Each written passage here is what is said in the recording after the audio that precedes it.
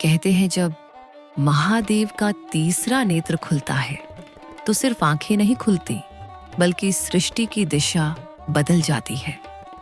यह कहानी है उस क्षण की जब शिव ने खोला अपना तीसरा नेत्र और उस एक दृष्टि ने बदल दी पूरा ब्रह्मांड। हिमालय की ऊंचाइयों पर कैलाश पर्वत बर्फ से ढका, श्वेत, शांत और अनंत। वहां बैठे थे आदि योगी महादेव। उनकी आंखें बंद थीं, उनका मन संसार से दूर, सिर्फ भीतर की यात्रा में लीन। देवता, राक्षस, मनुष्य सभी जानते थे कि जब शिव ध्यान में होते हैं तो समय भी ठहर जाता है, क्योंकि शिव का ध्यान ही संतुलन का आधार है। एक बार की बात है, देवताओं का राजा इंद्र भयभीत हो उठा, क्योंकि असुरों का बल दिन प्रतिदिन बढ़ रहा था। देवताओं की शक्ति कम होती जा रही थी।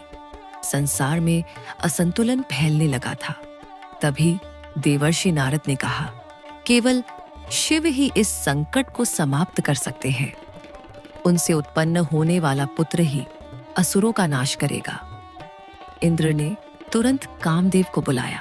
हे कामदेव, इंद्र ने कहा, शिव योग में लीन है, उन्हें प्रेम का बाण लगाओ, उनकी ध्यानावस्था तोड़ो, ताकि वे पार्वती से विवाह करें और एक दिव्य पुत्र का जन्म हो सके। कामदेव हिचकिचाए। स्वामी, महादेव योगी हैं, उनकी तपस्या में विघ्न डालना, अग्नि से खेलना है।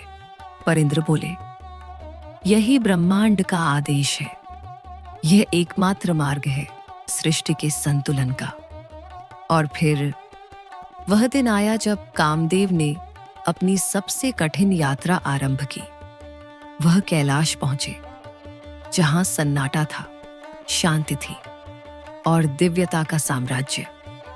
वहां हर श्वास में एयूएम की ध्वनि थी।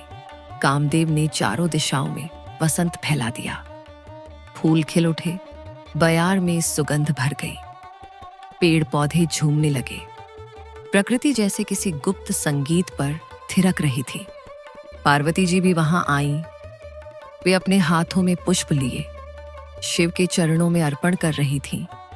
कामदेव ने धनुष उठाया, उस पर प्रेम का बाण रखा और महादेव की ओर लक्ष्य साधा। कामदेव ने जैसे ही बाण छोड़ा, अचानक पर्वत कांप उठा, सन्नाटा टूटा और शिव की आंखें धीरे धीरे खुली। पहली दो आंखों में था करुणा और शांति, परंतु जब तीसरी आंख खुली तो वह अग्नि का सागर बन गई। वह अग्नि जो न जलाती है, बल्कि अहंकार, मोह और भ्रम को भस्म कर देती है। कामदेव उस ज्योति के आगे टिक नहीं सके। एक क्षण में वे भस्म हो गए। सारी दिशाएं कांप गईं, आकाश लाल हो गया, धरती थर्रा उठी और देवता भय से नतमस्तक हो गए। पार्वती जी मौन खड़ी थीं, उनकी आंखों में आंसू थे। उन्होंने देखा, महादेव की आंखों से निकली अग्नि ने प्रेम के देवता को जला दिया। उन्होंने धीरे से कहा, प्रभु, यह अग्नि तो सृष्टि के रक्षक को ही भस्म कर गई। शिव ने अपनी तीसरी आंख बंद कर ली और गहरा मौन साध लिया, क्योंकि उन्हें एहसास हुआ यह अग्नि किसी को नष्ट करने के लिए नहीं थी, बल्कि असत्य को सत्य से अलग करने के लिए थी। शिव ने कहा, मेरा तीसरा नेत्र क्रोध का नहीं, विवेक का प्रतीक है।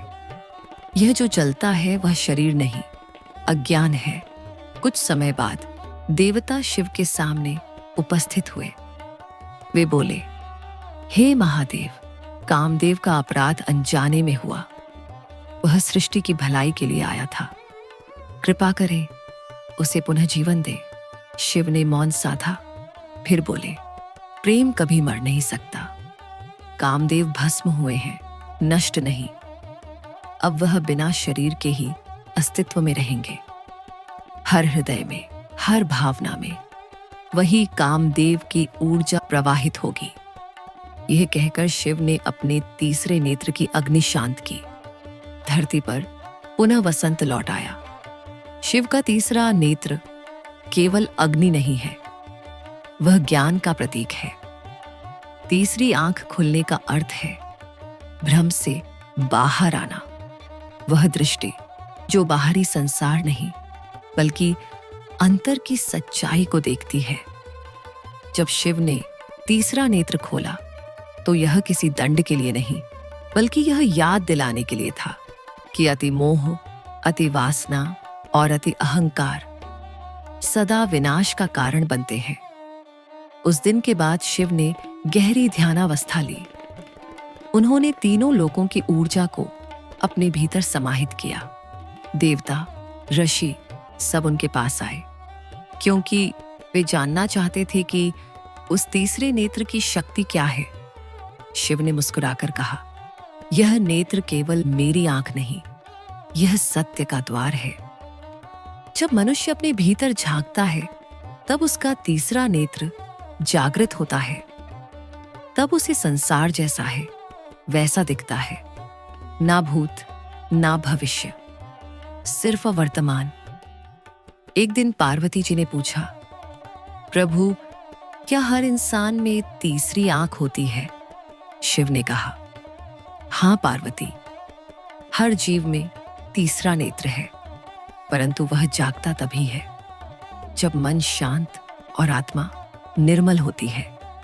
जब व्यक्ति लोभ, क्रोध, वासना से मुक्त होता है तब उसके भीतर का शिव जागता है। उन्होंने आगे कहा, यह तीसरा नेत्र वही है जो इंसान को दूसरों से जोड़ता नहीं बल्कि स्वयं से मिलाता है। समय बीतता गया परंतु उस घटना की गूंज आज भी सुनाई देती है। जब कोई मनुष्य क्रोध में अंधा हो जाता है तो कहा जाता है उसका तीसरा नेत्र खुल गया। पर सत्य यह है कि शिव का नेत्र विनाश का नहीं, जागरण का प्रतीक है। वही हमें सिखाता है कि क्रोध तब विनाशक बनता है जब उसमें करुणा न हो, पर जब करुणा और विवेक मिल जाए तो वही अग्नि जीवन का दीपक बन जाती है। आज के इस युग में जब मनुष्य शब्दों के युद्ध में उलझा है, जब सत्य और असत्य की रेखा धुंधली हो चुकी है, तब हमें शिव के तीसरे नेत्र की आवश्यकता है। वह नेत्र जो हमें दिखाए कि क्या वास्तविक है और क्या भ्रम। जब मनुष्य अपने भीतर की आंख खोलता है तो वह बाहरी जगत से मुक्त होता है। वह जान जाता है कि शांति किसी मंदिर में नहीं बल्कि उसके अपने भीतर है। कहते हैं हर साधक जो शिव की उपासना करता है वह अपने भीतर उसी तीसरे नेत्र को जगाने का प्रयास करता है। कैलाश की गुफाओं में आज भी साधक बैठते हैं आंखें बंद करके। उनकी हर सांस में एयूएम नमः शिवाय की गूंज होती है। वे किसी अग्नि को नहीं जलाना चाहते बल्कि अज्ञान के अंधकार को मिटाना चाहते हैं, क्योंकि तीसरा नेत्र ही वह दीपक है जो भीतर का अंधेरा मिटाता है। जब महादेव ने तीसरा नेत्र खोला था तो ब्रह्मांड डरा नहीं, वह जागा था। वह दिन एक अंत नहीं बल्कि एक नई शुरुआत था।